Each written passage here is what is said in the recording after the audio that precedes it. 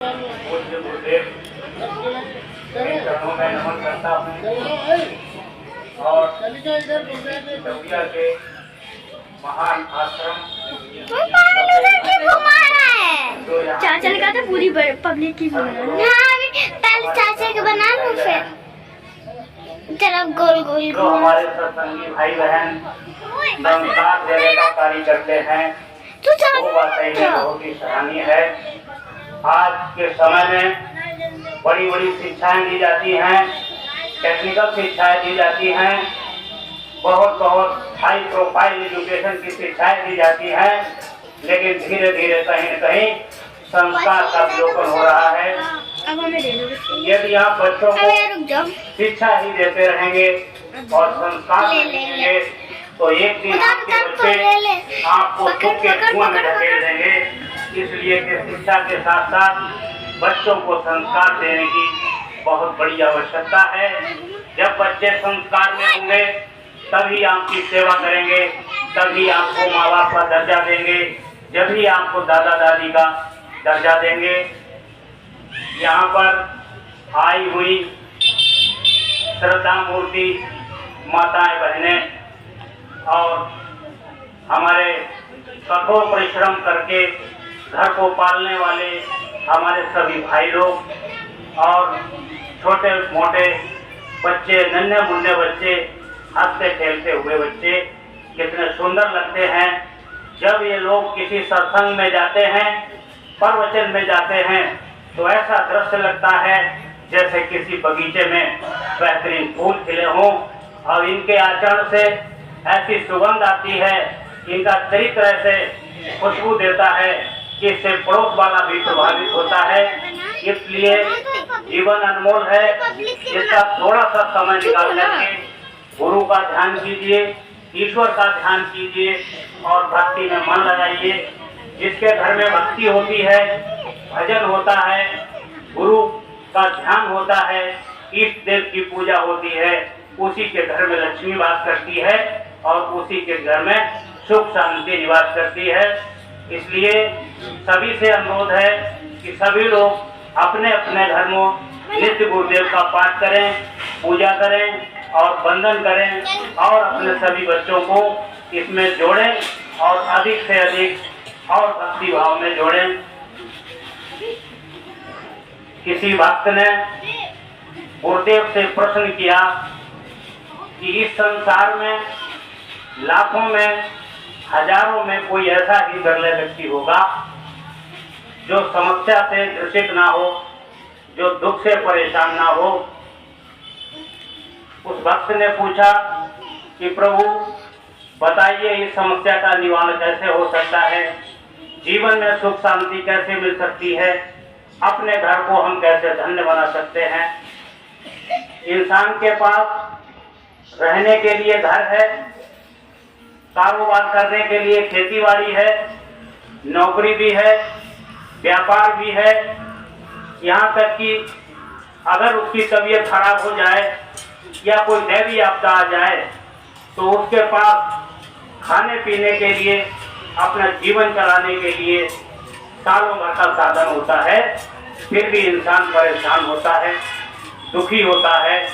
पक्षियों के पास न घर होता है, न कल के खाने के लिए कुछ होता है, न रहने के लिए कुछ होता है, न ठंड और बरसात से बचने के लिए मकान होता है, न उड़ने के लिए रजाई होती है, फिर भी उनकी ठंड और बरसात यूं ही कट जाती है। लेकिन इंसान के पास सब कुछ होते हुए इंसान परेशान रहता है। ये बहुत ही चिंता का विषय है और विचारनीय बात है कि आखिर ऐसी क्या बात है जो इंसान इतना दुखी रहता है, परेशान रहता है, चिंता में रहता है, टेंशन में रहता है। इंसान जहाँ बैठता है वहाँ चिंता और टेंशन में बैठता है, जहाँ बैठे बैठे थक जाता है तो वो लेट जाता है, तब भी उसके अंदर चिंता और टेंशन रहती है। जब वो लेट जाता है उसको नींद भी नहीं आती है, वो चिंता और टेंशन में मनन ही करता रहता है, सोचता रहता है, फिर वो पुनः उठ करके बैठता है, फिर भी वो चिंता और टेंशन में ही रहता है। धीरे धीरे इतनी चिंता टेंशन हो जाती है कि दिमाग की नस फट जाती है, ब्रेन हैमरेज हो जाता है, लकवा मर जाता है। इसकी वजह एक ही है कि उसके अंदर संतोष नहीं। इंसान केवल अपने आपे में पड़ा हुआ है, उसके अंदर कहीं पर संतोष नहीं है, जिसके कारण वो चिंता, परेशानी और टेंशन भोगता रहता है। और ईश्वर ने सारी सृष्टि की व्यवस्था की है। अगर आप अपने नियम संयम पर, धर्म पर, सत्य मार्ग पर, सत्य कर्म पर चलते हैं तो ईश्वर आपके लिए आगे का रास्ता बनाते ही जाते हैं और जीवन में आपको कभी दुख नहीं होगा, कभी परेशानी नहीं होगी। इसलिए जीवन में हमेशा सत्य के मार्ग पर चलिए और अपने बच्चों को सत्य पर चलने को प्रेरित करिए। जीवन में चिंता और टेंशन को छोड़िए। जीवन जो आपका पहले था, जीवन जो आपका पहले था उससे बेहतर जीवन बनाइए। आगे भविष्य में जो बनना चाहते हो, जो जीवन में चाहता हो, उसके लिए परिश्रम करिए, उसके लिए मेहनत करिए, मेहनत से उसको अर्जित करिए। अगर मेहनत करने के बाद भी वो चीज नहीं अर्जित होती है तो उसे आप छोड़ दीजिए। जो मिला है उसी में खुश रहिए, उसी का आनंद लीजिए और प्रभु को धन्यवाद दीजिए कि आपकी कृपा से हमारे पास सब कुछ है और रहेगा। चिंता मुक्त प्रबंधन जीवन करिए, आपका जीवन सदैव सुखी रहेगा।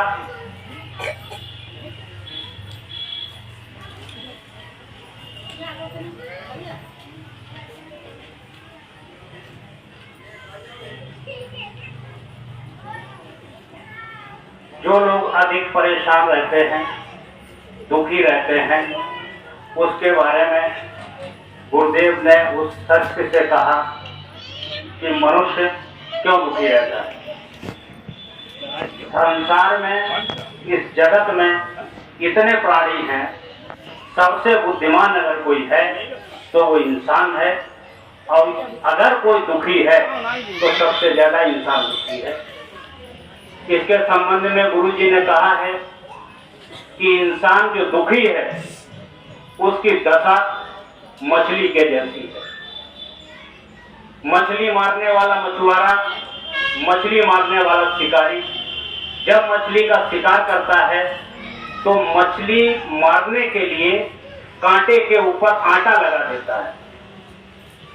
मछली मारने के लिए कांटे के ऊपर आटा लगा देता है और उस आटे को उस तालाब या नदी में डाल देता है। मछली को वो कांटा नहीं दिखता है, मछली को सिर्फ आटा दिखता है। मछली को सिर्फ आटा दिखता है और मछली उस आटे को खा लेती है। जैसे ही मछली उस आटे को खाती है, मछली के गले में वो कांटा छूट जाता है। मछली भी ताज्जुब में पड़ जाती है कि हमें तो आटा दिखता था, हमें तो आटा दिखता था, गले में कांटा कैसे चुभ गया है। वैसी ही दशा मनुष्य की है। इसीलिए मनुष्य दुखी रहता है। क्यों?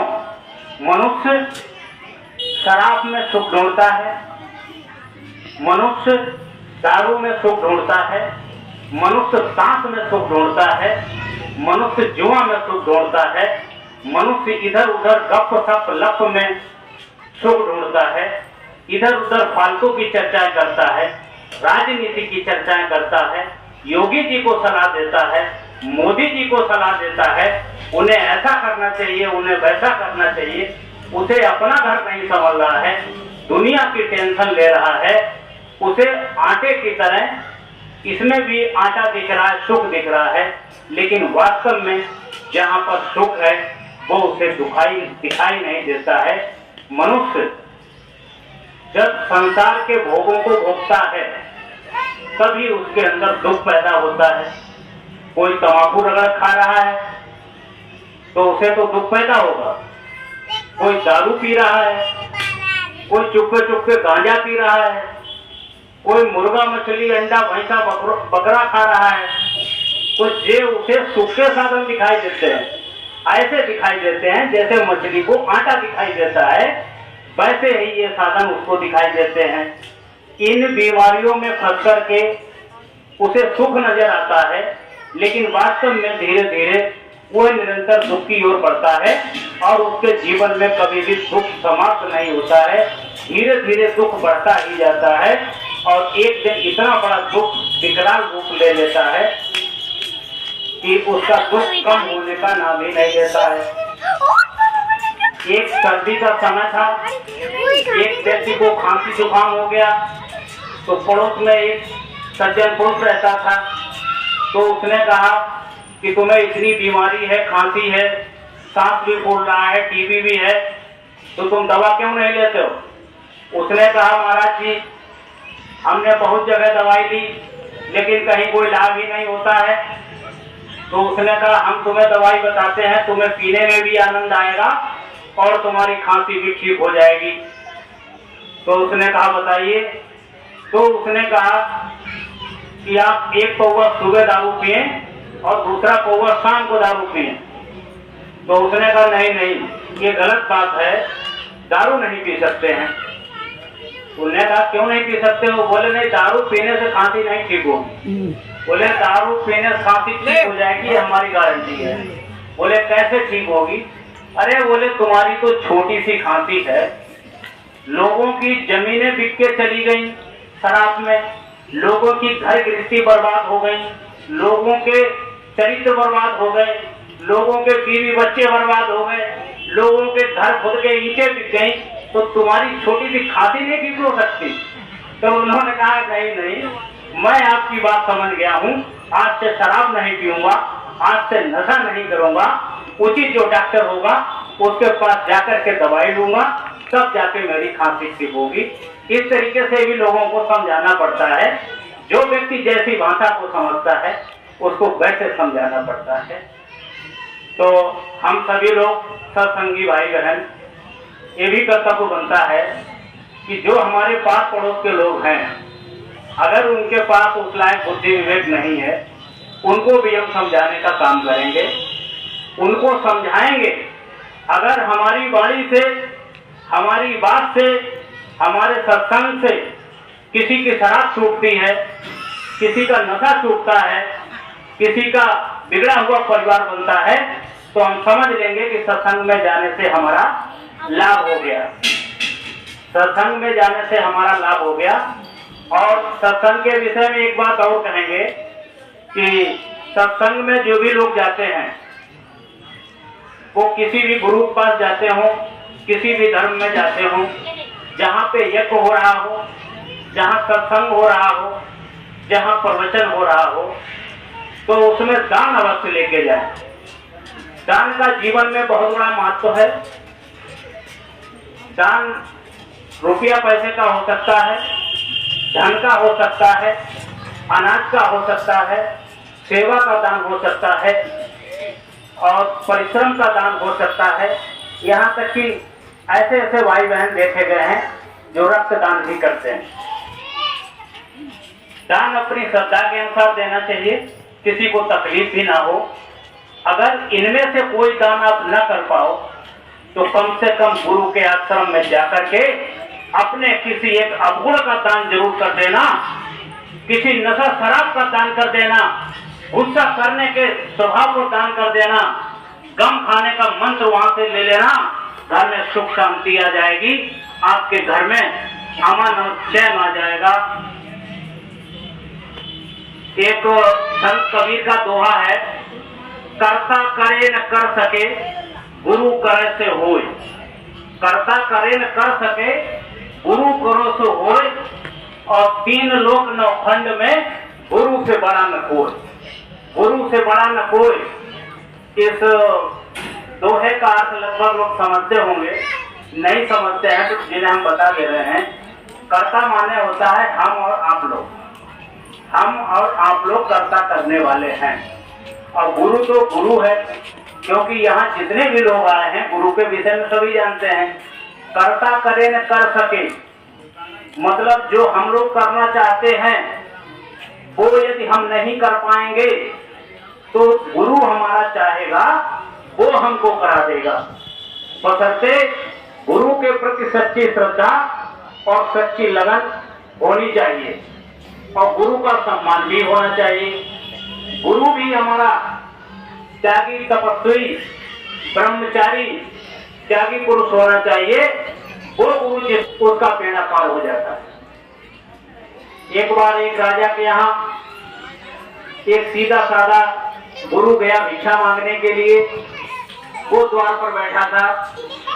द्वार पर बैठे बैठे शाम हो गई, भिक्षा लिया, वहीं उसको भोजन कराया गया। वो संत महात्मा बैठा रहा। उसने रात्रि में देखा कि लक्ष्मी जी का मतलब है जो विष्णु भगवान की पत्नी है, वो लक्ष्मी जी हैं, जो धन वर्षा करती हैं, धन देती हैं। वो रात्रि 12 बजे अंदर जा रही थी। तो गुरु जी ने कहा कि हे देवी, आप कौन हो? इतनी रात्रि में इस घर में चोरी चोरी क्यों प्रवेश कर रही हो? लक्ष्मी जी ने कहा कि मैं विष्णु की पत्नी लक्ष्मी हूँ। इस घर में एक नवजात शिशु जन्म लेने वाला है और मैं उसका भाग्य लिखने जा रही हूँ। गुरु जी दरवाजे पर बैठे थे। उन्होंने कहा, इस घर से हमारा बहुत पुराना रिश्ता है, आप कृपया बताने का कष्ट करें कि इस घर में जो बच्चा जन्म लेगा उसके भाग्य में आप क्या लिखने जा रही हैं? लक्ष्मी ने कहा, यह बच्चा पूर्व जन्मों का इसका प्रारब्ध बिल्कुल भी नहीं है, इसलिए इसके भविष्य में हसिया, खुरपा और घास धोने वाला डलिया या यहाँ पर जो फट्टी पल्ली कहते हैं वो लिखने वाली हूँ। गुरु को बहुत आश्चर्य हुआ कि जिसके माता पिता हमारी सेवा करते थे, आज उसके बच्चे के किस्मत में डलिया, हसिया, खुरपा लिखा जा रहा है। ये मैं बर्दाश्त नहीं करूंगा। लक्ष्मी जी गई और उसके भविष्य में हसिया, खुरपा और डलिया लिख दिया। वो संत महात्मा, वो गुरुदेव ईश्वर का स्मरण किया और विष्णु भगवान से बात की कि हे विष्णु भगवान, आपकी पत्नी ने हमारे भक्त के पुत्र में उसकी किस्मत में हसिया, खुरपा और डलिया लिख दिया है। ये बात हमारे बर्दाश्त नहीं है, क्योंकि उसके संस्कार, उसके परिवार से मैं काफी दिनों से जुड़ा हूँ। उसकी किस्मत में कुछ अच्छा लिखिए, राजपाट लिखिए, विद्या लिखिए, धन लिखिए। विष्णु भगवान ने कहा, हमारी पत्नी का सवाल है, जो हमारी पत्नी करती हैं मैं उसमें हस्तक्षेप नहीं करता हूँ। यहाँ पर इतने भाई बहन बैठे हैं, वह भी सीख लें कि जब विष्णु भगवान अपनी पत्नी की बात नहीं काट सकते हैं, तो यहाँ जितने लोग बैठे हैं ये भी अपनी पत्नियों की बात ना काटें, क्योंकि ये घर की लक्ष्मी है। इनकी बात काट दोगे तो घर में सुख शांति नहीं आए। संत जिस पर अड़ गए, गुरुदेव जिस पर अड़ गए, उन्होंने कहा नहीं, अगर तुमने इसकी किस्मत में डलिया, खुरपा, हसिया लिखा है तो मैं इसकी किस्मत में राजपाट लिखूंगा। गुरुदेव वहां से चले आए। चले आने के बाद समय बलवान था। उस दिन के बाद किसी पड़ोसी राजा ने आक्रमण किया और उस राजा को बंधक बना लिया। बंधक बनाने के बाद में कुछ छोटा सा बालक उसको राजा की दासी लेकर के भाग गई। उसके प्राण बच गए। बाकी लोगों को राजा ने बंधक बना के कारागार में डाल दिया। उन गुरुदेव को सूचना मिली कि धीरे धीरे वो बालक बड़ा हो गया और एक नदी के किनारे एक झोपड़ी में रहकर गुजर कर रहा है। हसिया और खुरपा से घास छील छील करके पड़ोस के शहर और नगर में घास विक्रय करके अपना गुजारा कर रहा है। अपनी रूखी सूखी रोटी खा करके प्रभु का स्मरण कर रहा है। गुरुदेव उसके पास जाते हैं, कहते हैं कि बच्चा, मुझे भूख लगी है, मुझे नाश्ते में कुछ खिलाओ। वो कहता है कि गुरुदेव हमारे पास कुछ भी नहीं है। गुरुदेव कहते हैं कुछ भी नहीं है तो कुछ तो होगा। वह कहता है कि हमारे पास हसिया और खुरपा और डलिया है, इसके अलावा कुछ नहीं है। वह कहते हैं तुम अपना खुरपा बेच दो। वो आश्चर्य में पड़ जाता है कि अगर हम खुरपा बेच देंगे तो कल घास कैसे छीलेंगे। लेकिन गुरु के प्रति इतनी बड़ी श्रद्धा, वो अपना खुरपा बेच करके गुरु के कहने से दही और जलेबी लाता है और गुरु को खाने के लिए देता है। गुरु उसकी परीक्षा ले रहे थे, गुरु एक चम्मच दही खा लेते हैं और थोड़ा सा जलेबी उसमें से ले लेते हैं और बाकी उसी शिष्य को दे देते हैं कि बेटा तुम खा लो, हम खा चुके हैं। धीरे धीरे शाम हुई। शाम को गुरुदेव ने कहा कि बेटा हमको भूख लगी है, हमको भोजन कराओ। उसने कहा गुरुजी मेरे पास कुछ नहीं बचा, मेरे पास जो खुरपा था वो बिक गया, अब हमारे पास डलिया बची है। अरे बोले डलिया बेच दो, हमें कुछ खाने का इंतजाम करो, क्योंकि गुरु जी को उसको डलिया खुरपा हटवाना था। वो पुनः जाकर के दही जलेबी लाता है।